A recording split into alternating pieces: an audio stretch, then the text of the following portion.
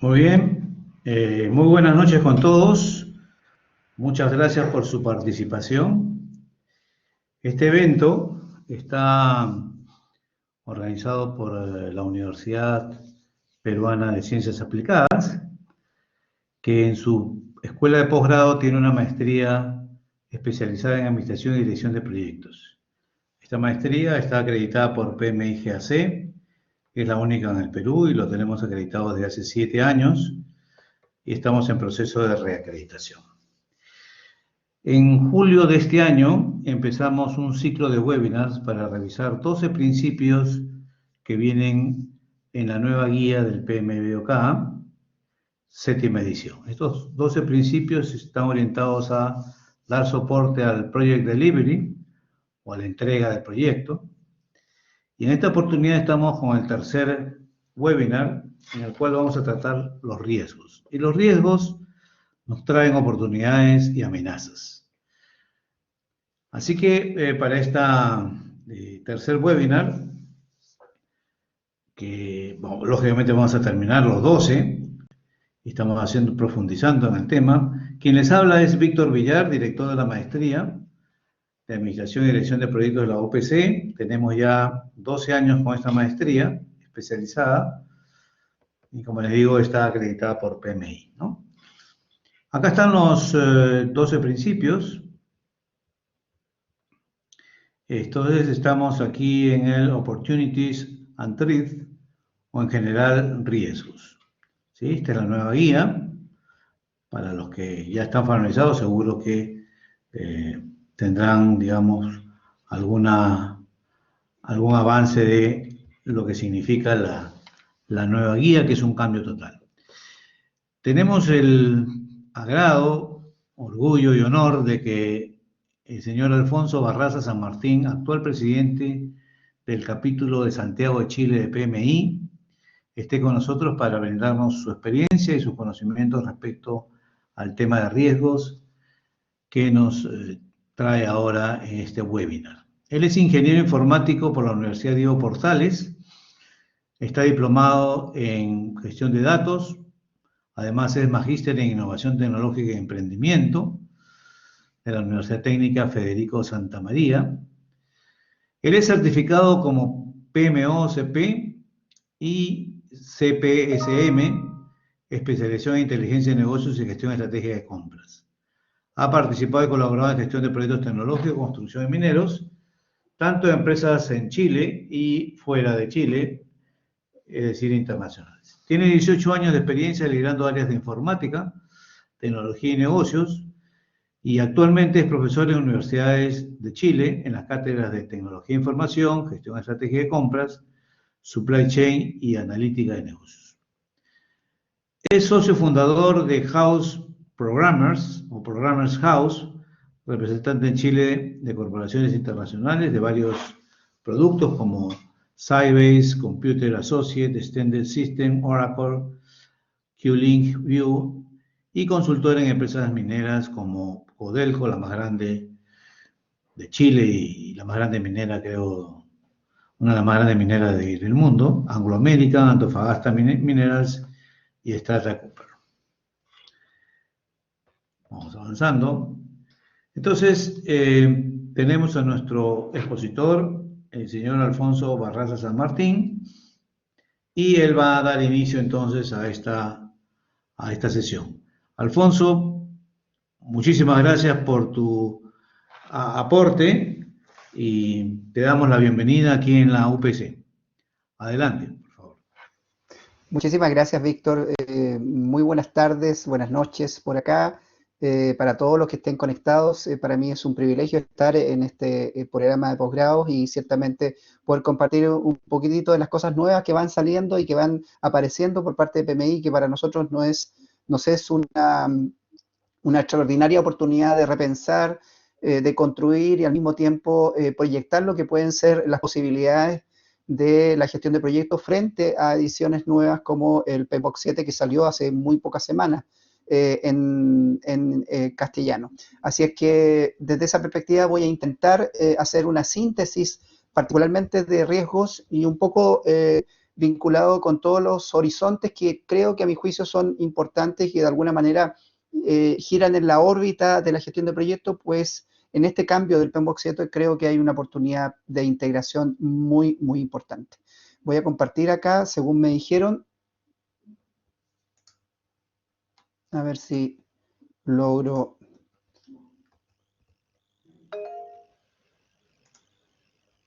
Ustedes me comentan si se ve. ¿Se ve? Todavía no. ¿Ahí se ve? No, todavía.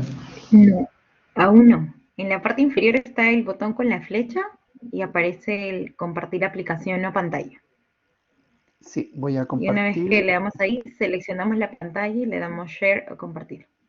Bien, voy a intentarlo hacer nuevamente. A ver si logro mostrar. Compartir, ventana. Ahí, compartir la ventana, ¿se ve?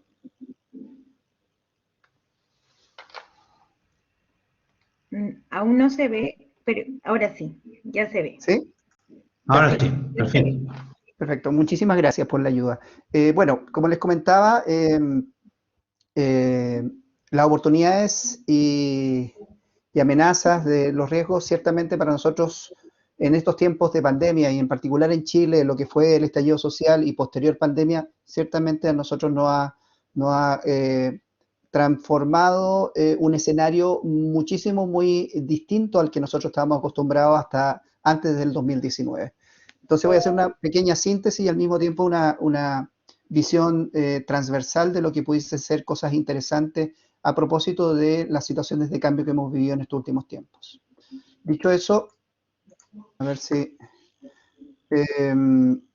tenemos acá entonces, bueno, provengo de PMI, tengo el rol por estos tiempos de ser presidente del capítulo PMI Santiago, Chile Chapter, y bueno, estas son un poco las cosas nuevas que han ido apareciendo en PMI, como el cambio de la imagen corporativa y al mismo tiempo el involucramiento de dos temas que están dentro de PMI súper importantes, que son, por un lado, la disciplina ágil, disciplina agile, que es una corporación que fue incorporada a PMI para efectos de posicionarse en un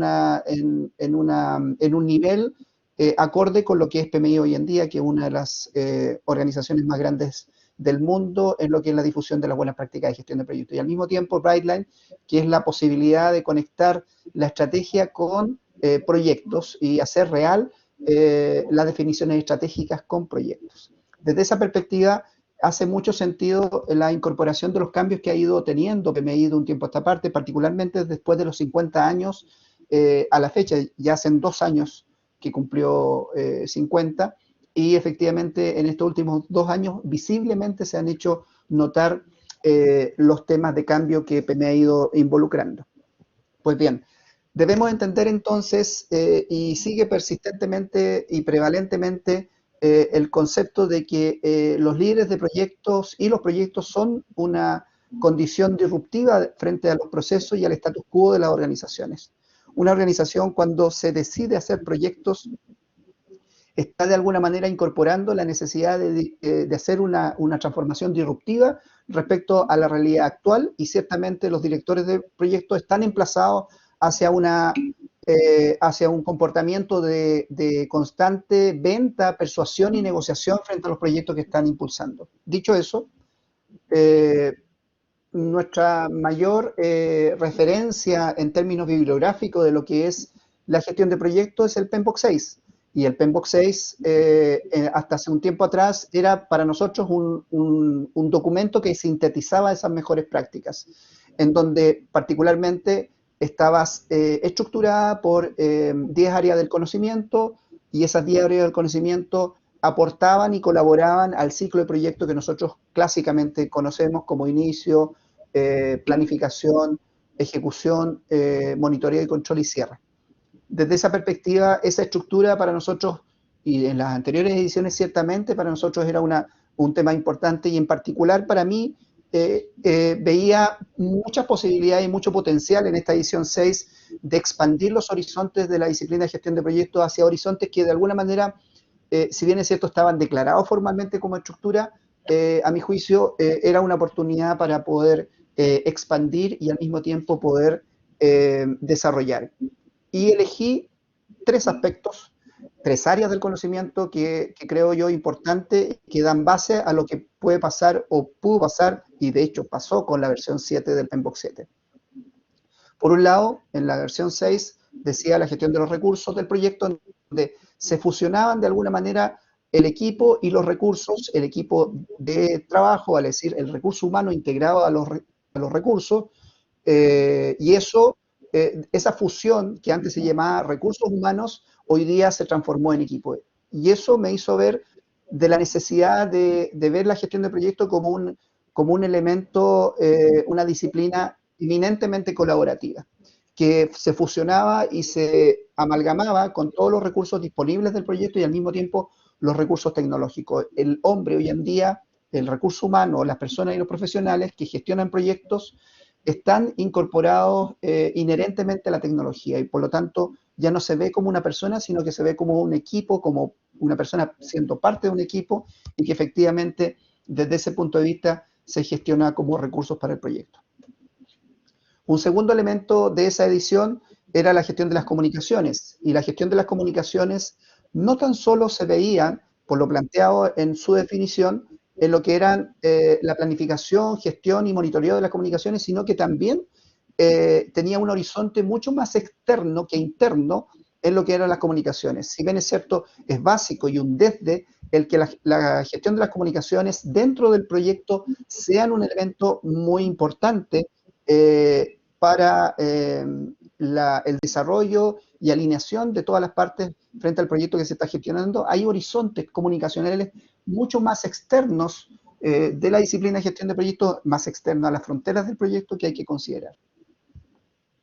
La gestión, por último, la última dimensión que yo quiero destacar es la gestión de los interesados, en donde la identificación, planificación, gestión de la participación de los interesados y el monitoreo del involucramiento de los interesados era muy relevante. Y al mismo tiempo decía relación no tan solo con el interesado clásico, el interesado interno o el stakeholder interno, sino que también un stakeholder externo que cumplía ciertos comportamientos, que se comportaba de cierta forma y que al mismo tiempo generaba muchos supuestos de comportamiento. Frente a esas tres áreas del conocimiento que yo les comento, había una dimensión de riesgo que efectivamente hay que hacerse cargo. Y a partir de esas tres áreas del conocimiento, hay un conjunto de oportunidades y amenazas que creo que son muy importantes entender el nivel de impacto sobre los proyectos. Pues bien, la llegada del PMBOK 7 viene a plantear una mirada, a mi juicio, y esto es una opinión bien personal, a mi juicio más estratégica, más de gobernanza, en donde la gestión clásica de proyectos puede ser uno de los elementos por los cuales echar mano para efectos de gestionar adecuadamente los proyectos. Y ciertamente se hace cargo de una reestructuración y un cambio de paradigma que creo que son muy importantes entender y asimilar. Por de pronto, ya lo dijo Víctor, los dos principios del estándar de gestión de proyectos aquí están traducidos al castellano y esto es lo que existe hoy día. Y ciertamente una de las dimensiones es los riesgos. Y los riesgos no solamente para detectar estos riesgos, para planificar el plan de respuesta, ni para hacerse cargo de los riesgos en términos operativos, sino que para entenderlo desde donde provienen esas dimensiones de riesgo. Y esas dimensiones de riesgo, creo, a mi juicio, pueden provenir de varias dimensiones que pueden estar dentro del proyecto como pueden estar fuera del proyecto. Además de esos principios, existen los dominios que básicamente sustentan los fundamentos de gestión de proyectos. Es decir, interesados, equipo, enfoque de desarrollo, planificación, trabajo del proyecto, entrega, medición e incertidumbre. Y ciertamente esos dominios que hoy día existen van a ser los articuladores que le van a dar movimiento operativo a todo lo que es la gestión de proyectos. Los habilitadores que van a permitir dar movimiento o permitir apalancar los distintos dominios que están planteados en los fundamentos de la gestión de proyectos, van a ser modelos, métodos y artefactos. Y en eso nos vamos a ir deviniendo y derivando permanente y constantemente en lo que son la aplicación de ciertos métodos, aplicación de ciertos modelos y la aplicación de ciertos artefactos para efectos, según el contexto, que debemos realizar. Y esto no exento de riesgo. Y una de las dimensiones y fuentes de riesgo que creo sumamente importante entender y visibilizar es la dimensión de los riesgos provenientes de los stakeholders. Los stakeholders que en algún momento eran clasificados, o si ustedes quieren verlo así, denominados como clientes, para darle una intensidad y una propiedad y un nivel de importancia sumamente importante. Pues bien, los clientes sí, pueden ser clientes, pero también es comunidad y en definitiva el sustrato y específico que existe en eso son las personas. ¿Por qué? Porque en la medida de que los proyectos tienen un mayor nivel de inversión, un mayor nivel de despliegue y un mayor tiempo de duración, ciertamente se van confluyendo en ellos un nivel de fenómenos sociológicos y comunicacionales que hacen mucho más difícil la gestión de proyectos. Y ciertamente cuando hay proyectos, megaproyectos, proyectos que duran más de un año, proyectos que tienen alto nivel de desagregación a nivel de estructura de desglose de trabajo, o tienen un alto nivel de desagregación a nivel de las actividades del proyecto, ciertamente se van produciendo interacciones y roces sociológicos y comunicacionales que hacen más complejo la gestión del mismo proyecto. ¿Cómo se realiza eso? Ciertamente la metáfora que aquí aparece de Batman haciéndose cargo de todos los villanos de Ciudad Gótica quizás no es la mejor solución, y ciertamente los episodios de Batman lo han demostrado así. Él se hace cargo en cada uno de los episodios de algún tipo de villano al cual vencer, aun cuando puede haber muchísimos villanos que lo amenacen. Y ciertamente por ahí va el tema de enfocarse y priorizar cuáles son los riesgos que hay que hacerse cargo y dar un plan de respuesta frente a ellos. Una de las cosas que yo creo que es sumamente importante a propósito de lo que es la gestión de los riesgos provenientes de la gestión de los interesados es entender cómo funciona la teoría de los interesados. Y los invito a mirarlo desde abajo hacia arriba en lo que son las frases que están aquí expuestas, que son 3 frases. ¿Quién y qué cuenta, dado que de él depende la gobernabilidad del proyecto? Ciertamente es sumamente importante saber quién y qué cuenta, vale decir, cuál es el nivel de involucramiento, el nivel de importancia que tiene un stakeholder frente al proyecto. Pero lo más importante es identificar quiénes son. Por muy insignificante o por muy baja prioridad o por muy poco probable que sea identificado como stakeholder. Hay que hacer un análisis riguroso de la cantidad, porque de la cantidad hoy día, en tiempos de estallido social, como ocurrió en Chile, y en pandemia, los riesgos de baja probabilidad de ocurrencia y de alto impacto, varios de ellos ocurrían por estos stakeholders. ¿Cómo evaluar los intereses e influencias de los interesados? Sumamente importante evaluar los intereses y la influencia de esos interesados, una fuente de riesgo muy importante. Y por último, la estrategia para involucrar a los interesados y gestionar sus expectativas. Y esto lo invito a verlos como una cebolla que está constituida por capas, y esas capas ciertamente nos permiten a nosotros entender 3 conceptos fundamentales: el concepto normativo, instrumental y descriptivo, que son las 3 capas por las cuales yo voy a focalizar la identificación y al mismo tiempo voy a definir las estrategias de involucramiento de esos interesados. Dicho eso, cuando yo tengo esa categorización respecto de los interesados, yo puedo entender también que la forma de abordar esos interesados también tiene una forma de clasificar. Y esa clasificación lo que pretende es gestionar adecuadamente los riesgos de los stakeholders y al mismo tiempo mantener bajo control el nivel de involucramiento de esos stakeholders. Acá lanzo una frase provocadora que pretendo de alguna manera discutir al término de la presentación y se las dejo expuesta a ver si están de acuerdo conmigo. Yo tengo una opinión bien personal. Francis Hartman lo dijo en su momento, dijo, un proyecto es exitoso si todos los interesados están contentos. ¿Están de acuerdo con esa frase? Los que digan sí, los que digan no, lo discutimos más adelante, por favor. Primero, miren la dimensión de la declaración que se hace acá. Bien, dicho eso,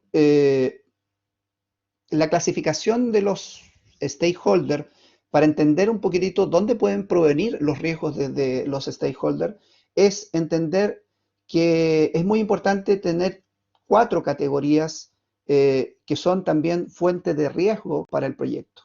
Y las 4 categorías son patrocinio, liderazgo, ciudadanía y asociación.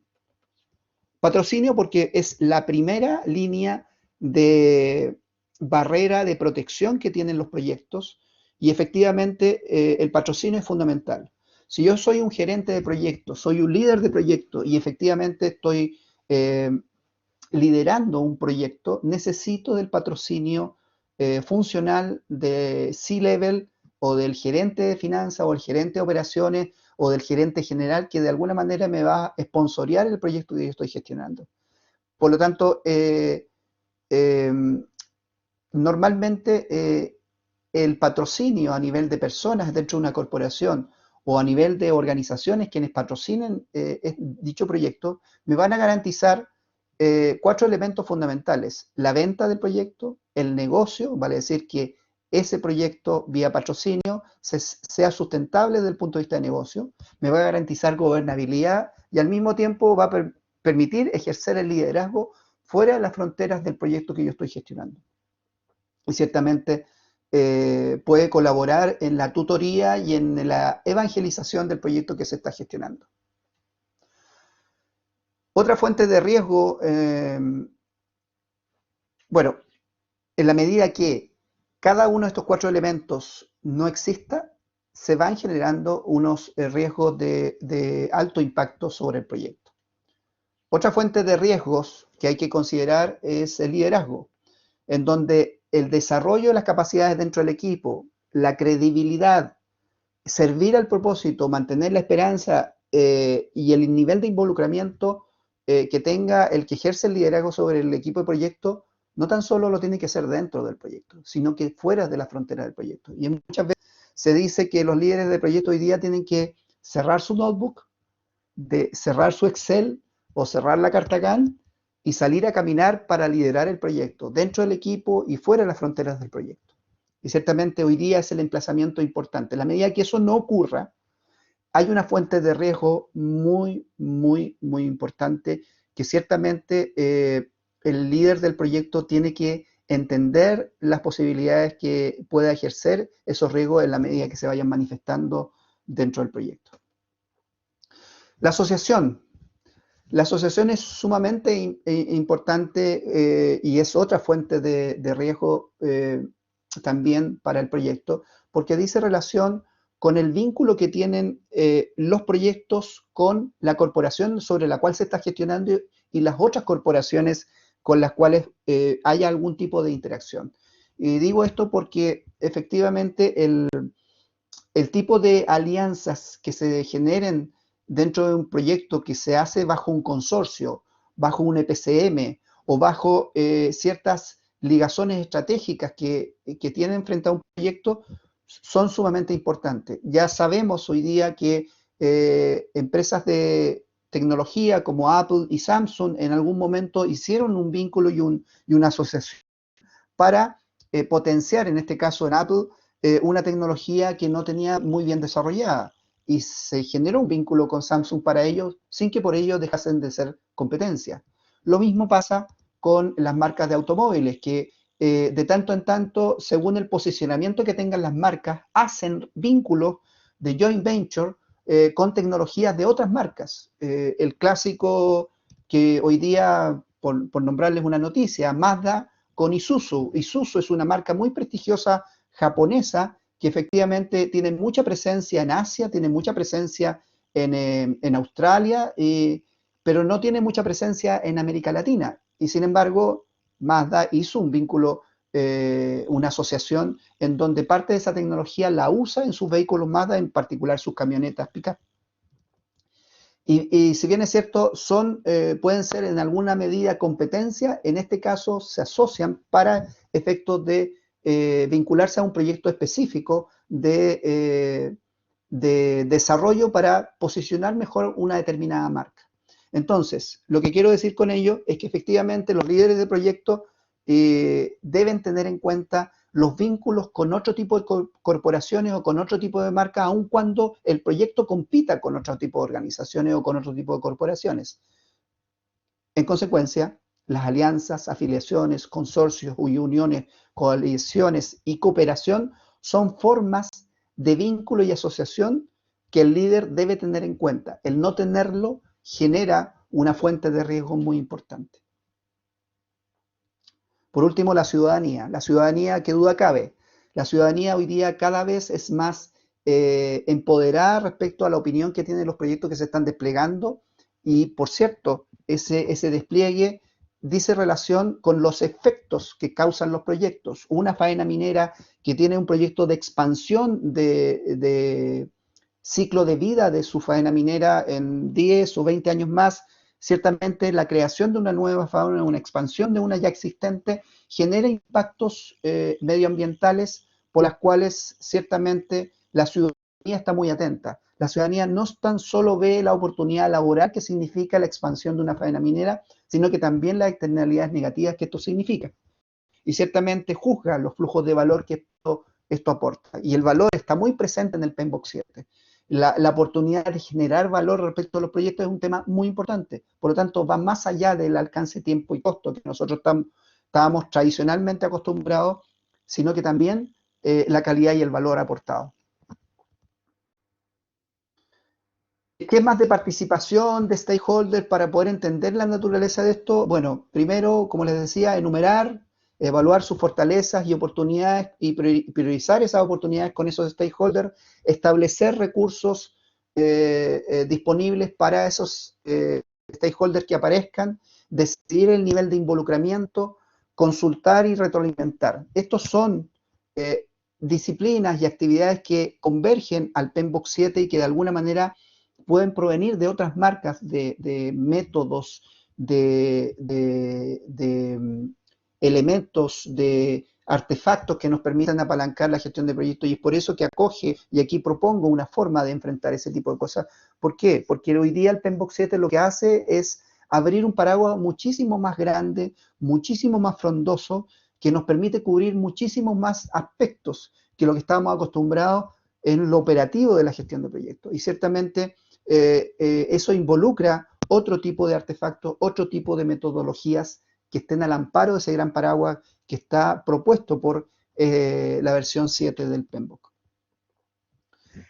Dicho eso, entendiendo que mi realidad particular de Chile y lo que vivimos en el año 2019, bien digo, el año 2019 se generó un estado de estallido social que efectivamente decía como síntesis el no estar de acuerdo la ciudadanía con los beneficios que el Estado estaba de alguna manera generando para su ciudadanía.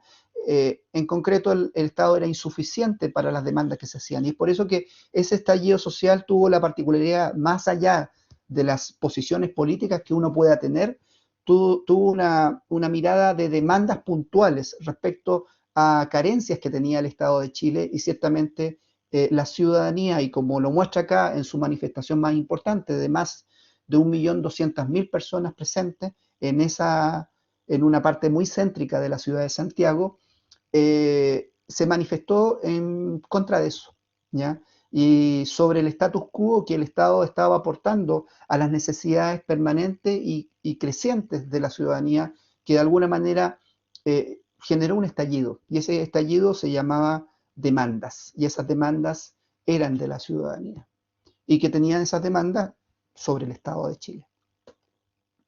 Bueno, ciertamente esas demandas que fueron muy, muy intensas, muy permanentes, demostraron claramente que existían, más bien dicho, una serie de elementos por las cuales el proyecto de Estado de Chile a nivel gubernamental estaba siendo insuficiente o no estaba cumpliendo con las expectativas que se le pedían. Sumado a eso, la pandemia generó toda una complejidad al escenario nacional que efectivamente vino a demostrar que el Estado tenía que enfrentar desafíos muchísimo más inconmensurables y muchísimo más intensos y que requería otro tipo de trato, otro tipo de forma de enfrentar una pandemia, y ciertamente todos los países se han visto enfrentados a eso. Nosotros quizás de forma más aguda e intensa.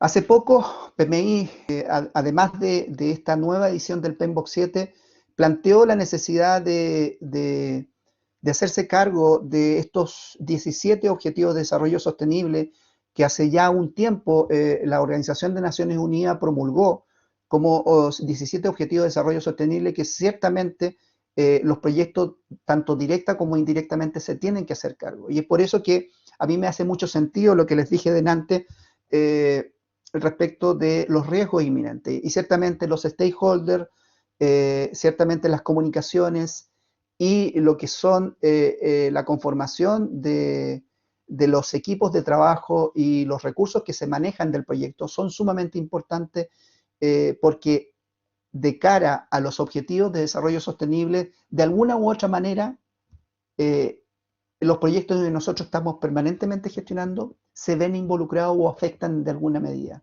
El fin de la pobreza por estos tiempos de pandemia, el hambre, la salud y bienestar, por de pronto, ciertamente los ministerios de salud están de cabeza en eso.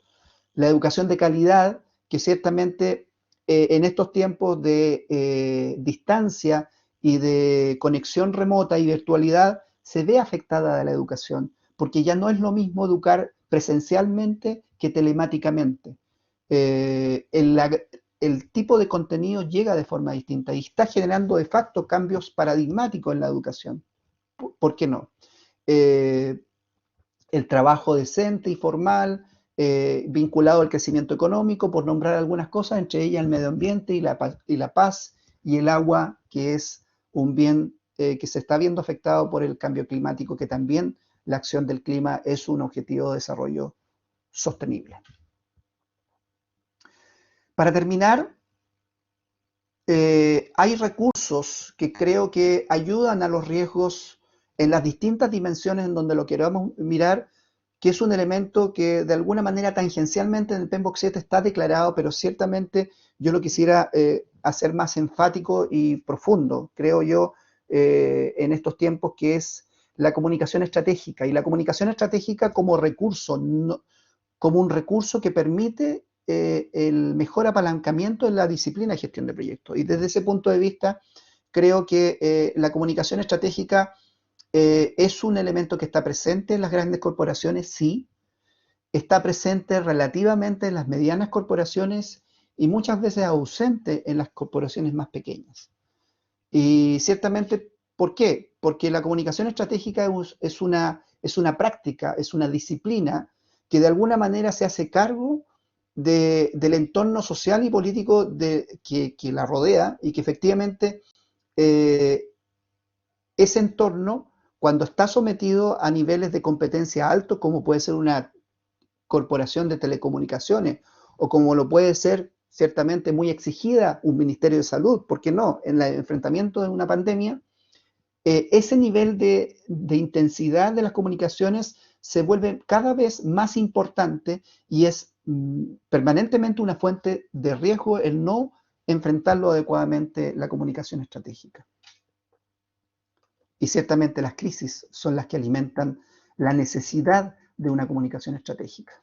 La comunicación estratégica, no mirarlo como un marketing, no mirarlo como una publicidad, ni tampoco como una relación pública o lobby, sino como la conjunción de todas esas disciplinas al servicio de la comunicación estratégica de la corporación que gestiona muchos proyectos.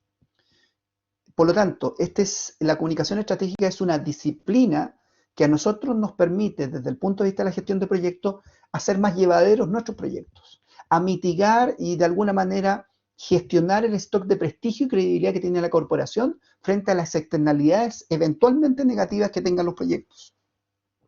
Por lo tanto, la comunicación estratégica para la gestión de proyectos es un recurso que muchas veces los gestores de proyectos deben de utilizar adecuadamente, o por lo menos entender que existe.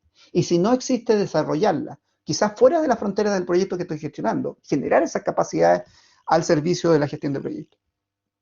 Y desde ese punto de vista, se convierte en una herramienta que permite amplificar los beneficios de prestigio de la corporación que está gestionando adecuadamente un riesgo. Y qué duda cabe, hoy día los ministerios de salud de todo el mundo están permanentemente echando mano a una comunicación estratégica para hacer creíbles las medidas que toma frente a las pandemias.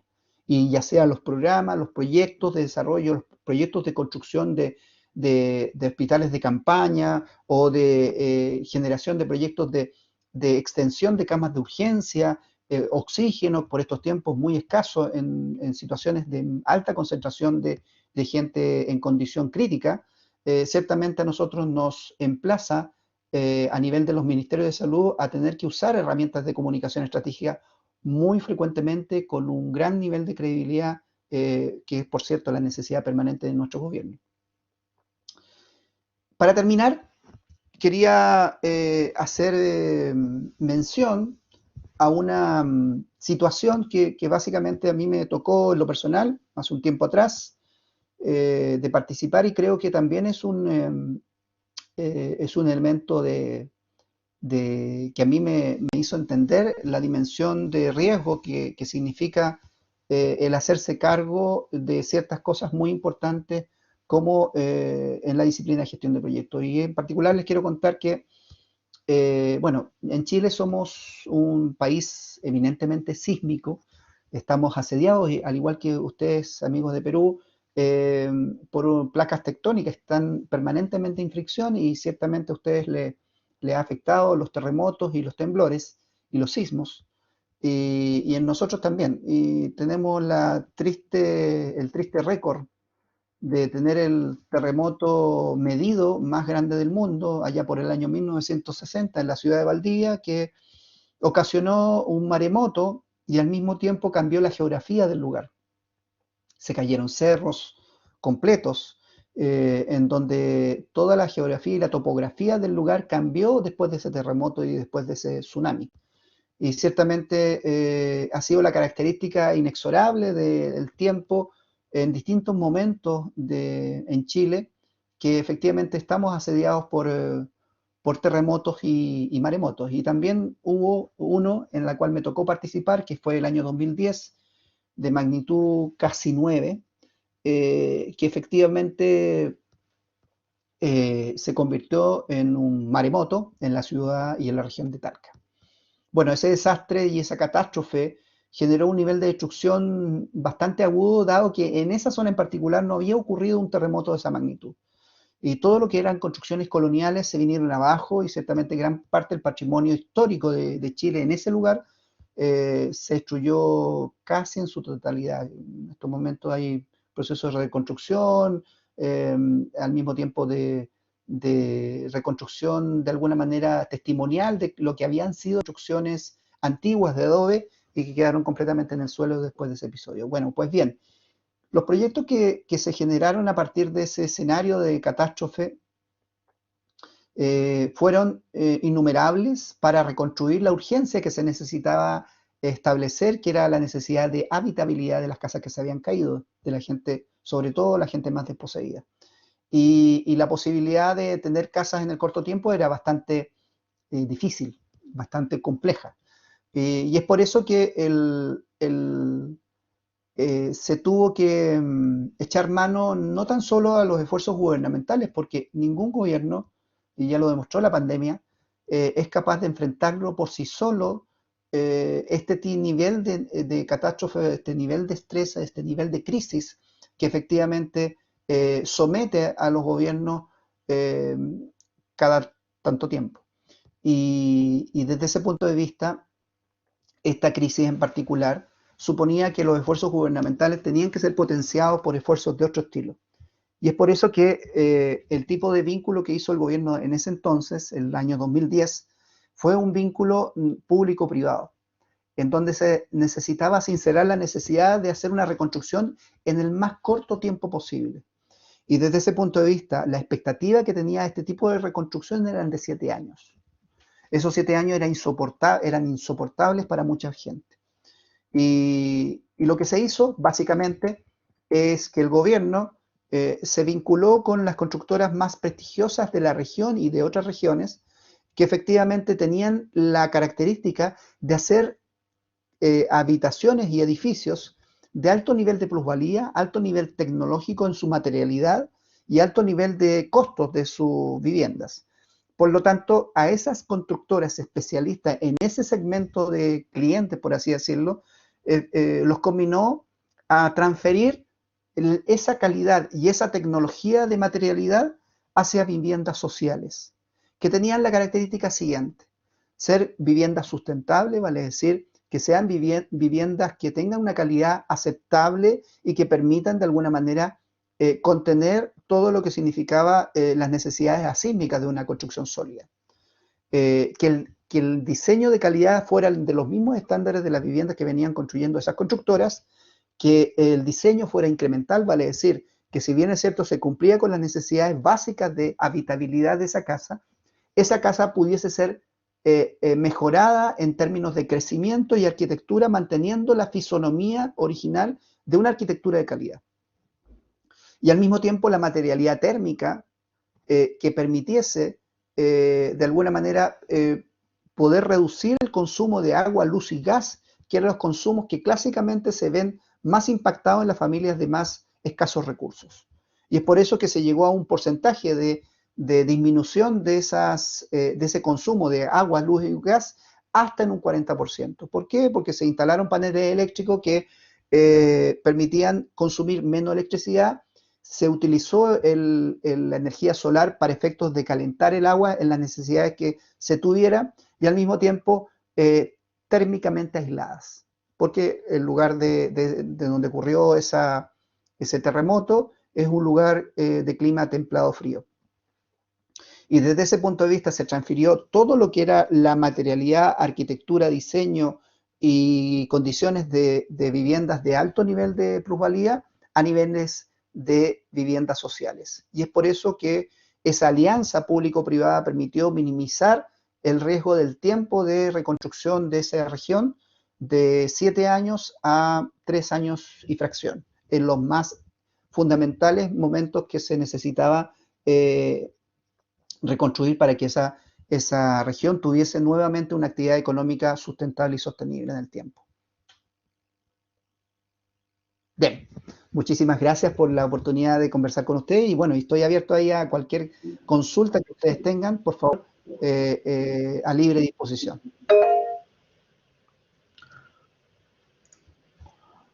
Hola, Iván. Iván, a ver si está. Iván ha hecho ha levantado la mano, pues vamos a abrirle el micrófono a Iván. Un segundito.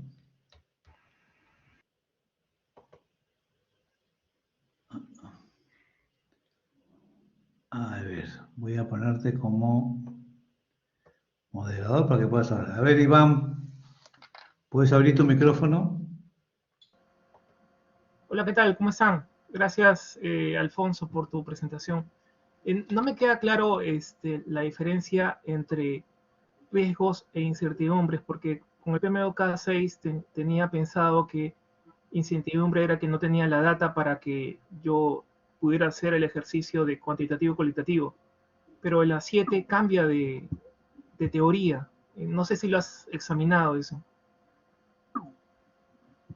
Sí, lo cambia. Efectivamente considera la incertidumbre como un elemento que efectivamente puede afectar al resto de los proyectos, y los riesgos, de alguna manera lo que hace es plantear que el mapeo de los riesgos, la ponderación de los riesgos, la cualificación y cuantificación es una disciplina que es parte de un artefacto o de parte de una metodología que esté de turno ad hoc para el proyecto en particular. Y es por eso que se entiende que los riesgos pueden ser una fuente que esté disponible en cualquiera de los escenarios, en particular de lo que estoy exponiendo, en stakeholder, en las comunicaciones y en la gestión de los recursos. Ya, pero no termino de entender porque ¿cómo voy a poder calificar o cuantificar algo que no sé si existe? Porque eso era el concepto del 1 al 6 de la incertidumbre, ¿no? No tengo data para saber que ni siquiera existe, por lo tanto no puedo clasificar ni ponderar. Pero en la 7 cambia ese concepto y lo vuelve en un riesgo. Acuérdate que riesgo es probabilidad por impacto, y para hacer esa ecuación necesito data. ¿Cómo cuantifico la incertidumbre si el mismo concepto me dice que es algo que no tengo data? Esa es mi duda, ¿no? Porque ahí sí, ese cambio sí me sorprendió, porque no nos habían acostumbrado a que incertidumbre era algo que no tenía data y que tú podías imaginar, pero no sabías si iba a pasar o no. Pero en la 7 sí la está cuantificando. Eso es lo que no entiendo. Sí, lo que pasa es que en el caso de la 7 lo que hace es ponderarla en función de las características que pueda tener ese nivel de incertidumbre. Y la cualifica de tal manera de ver la intensidad que eso significa y lo transforma posteriormente en data. Pero lo que hace es poner sobre la mesa todos los elementos cualitativos que puedan ser procedentes o puedan ser irruptores de riesgo. ¿Ya? No teniendo data, pero sí esas fuentes se consideran. Por ejemplo, los riesgos de baja probabilidad de ocurrencia y de alto impacto en sí mismo hoy día se están evaluando. Por ejemplo, la pandemia. La pandemia siempre había sido un concepto que estaba dentro de los riesgos permanentemente en todo escenario de ponderación de riesgo, pero era incierto en el momento que eso ocurriera. Por lo tanto, los riesgos de baja probabilidad de ocurrencia y de alto impacto siempre hoy día se consideran en estados de pandemia, aun cuando no tengan la data de cuál es el nivel de impacto que eso pueda ocasionar, ni cuál es la incidencia que tenga de esa pandemia, sino que ocurrió. Pero siempre estaba dentro del panorama de riesgo, pero estaba incierto el momento que ocurriera esa pandemia. Hoy día nos estamos dando cuenta, porque hoy día existe un conocimiento de que el riesgo de pandemia estaba solapado, y ese concepto no tenía data que lo sustentara. Ok. Muchas gracias. Y disculpa que del abuso, ¿no? Y Sí, entonces, no ¿cuál sería para ti en la práctica, ojo, Alonso, por favor, en la práctica, la diferencia entre riesgo e incertidumbre, ahora con este cambio, pero en la práctica, no en teoría?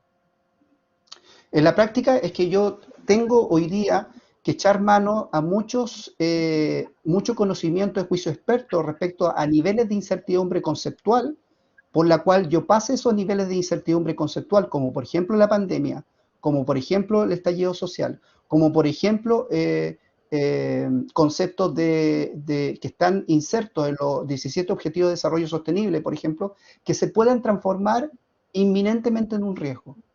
Por lo tanto, ese conjunto de incertidumbres probables, yo las tengo que ponderar de alguna manera o hacerlas presentes a nivel de riesgo, aun cuando no tenga data, porque no ha ocurrido un suceso reciente, como bien te digo, el tema de la pandemia y el tema del estallido social.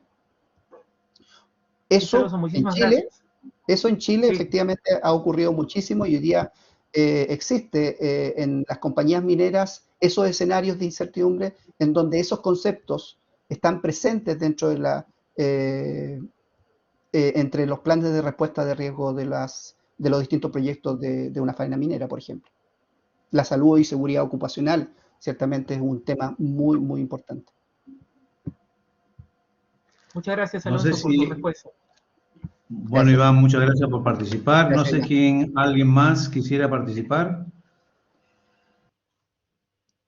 Levante la mano o escríbalo por el chat, a ver si escribieron por el chat. Moisés nos pregunta, las áreas de conocimiento del PMBOK anterior estaba involucrado en la gestión de construcción. Ahora la nueva versión, ¿qué tanto se involucra? A ver, esto para mí es una interpretación y puede ser debatible.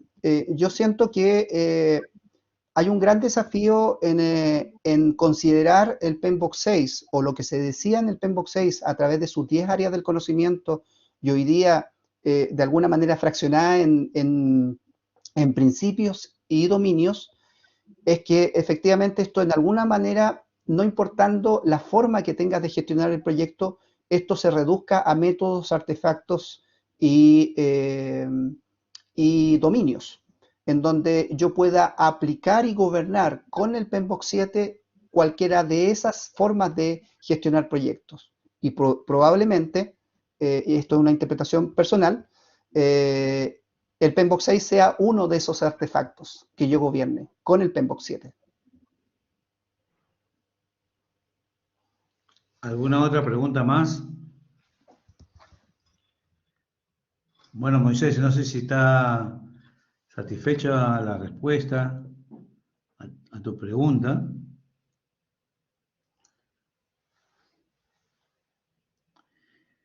Bien. A ver, Moisés, sí. ¿Puedes hablar? No. ¿Has prendido tu micrófono? A ver, vamos a ver si te pongo como moderador.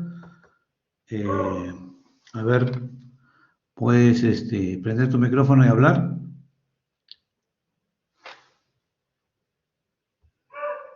Moisés, ¿puedes hablar? Ya, ahora sí. Buenas noches. Gracias por la respuesta. Muchas gracias, Moisés.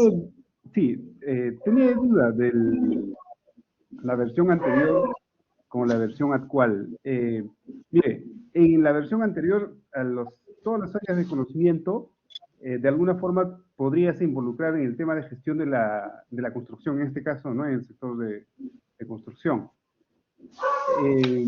Veo la nueva versión está un poco más enfocada a las metodologías ágiles. Por eso que la duda, ¿no? ¿Cómo se va a involucrar esto en la gestión de construcción? ¿O cómo se va a adaptar? Sí, yo te diría, Moisés, que incorpora temas ágiles, pero ciertamente se siguen manteniendo las formas tradicionales de gestión. Que tiene elementos ágiles, los tiene y los va a incorporar, pero como te digo, el tema de los dominios y los principios se van articulando a través de métodos, modelos y artefactos. Y cualquiera sea el modelo, método o artefacto que tú utilices para aplicarlo en determinado proyecto, probablemente el tema ágil sea uno de esos modelos o alguno de esos métodos. Por lo tanto, la respuesta que yo te daría es que no es que se haya hecho más ágil el PMBOK 7, sino que incorporó temas ágiles. E incorporó una visión distinta de cómo gobernar esos temas. Y probablemente el Scrum Master, probablemente formas de gestionar ágilmente el proyecto sea un artefacto más que el PMBOK 7 gobierne. Gracias, muy claro. Muchas gracias, Moisés. Muy bien. Gracias, Moisés, por tu pregunta. ¿Alguna otra consulta?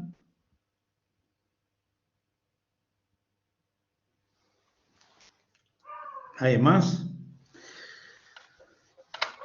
Muy bien. Este tema, pues, de los riesgos que tienen amenazas y oportunidades es un tema que demanda mucho a los directores de proyectos. No todo el mundo domina el concepto de riesgos.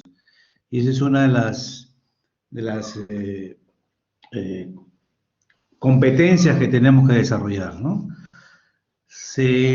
Por industria, por ejemplo, la industria que lógicamente domina más el riesgo es la industria del petróleo y gas, porque tiene que hacer una exploración, tiene que perforar, digamos, un terreno y pueden encontrar el petróleo o el gas a medio kilómetro o a 3 kilómetros o parar y de repente en el kilómetro 3,5 estaba el petróleo, ¿no? Entonces las inversiones son de millones de dólares que se pueden ir al agua o pueden llegar a un buen... En el caso de construcción, se estima pues que la gestión de riesgos está en pañales realmente, ¿no? Entonces tenemos todos los que están en construcción, en tecnología de información, o en otras áreas, tenemos un camino largo por recorrer y aprender para aplicarlo y mejorar los procesos de nuestra... Yo agregaría y recomendaría a todos que no solamente lo vean como amenazas, que lo vean también como oportunidades. Muchas oportunidades las dejamos pasar. Yo creo que la exposición que nos ha hecho Alfonso nos ha hecho abrir un poco la mente a todos. No vean el riesgo como una técnica específica, sino mírenla en su versión más amplia. Nota que están los interesados de por medio. Notar que están herramientas, artefactos, ¿no? Notar que las comunicaciones también pueden generar riesgos y el tema de los recursos. Es decir, creo que esta visión y el énfasis en gobernanza creo que también es muy bueno. Muchísimas gracias, Alfonso. No sé si quieras agregar algo más. Sí, efectivamente, los riesgos, yo los invito, como bien dice Víctor, a mirarlo como no como una técnica específica para evaluar el riesgo, sino que para entender de la procedencia de los mismos. Y esa procedencia puede ser a nivel del proyecto, inmediatamente fuera del proyecto y a nivel organizacional o en el entorno en donde se está desarrollando el proyecto. Y muchas veces hay elementos y hay recursos que están alrededor de los proyectos que son mucho más estratégicos. Y hay que mirar esos elementos y esos recursos estratégicos que pueden ayudarnos a encontrar esos riesgos negativos y positivos.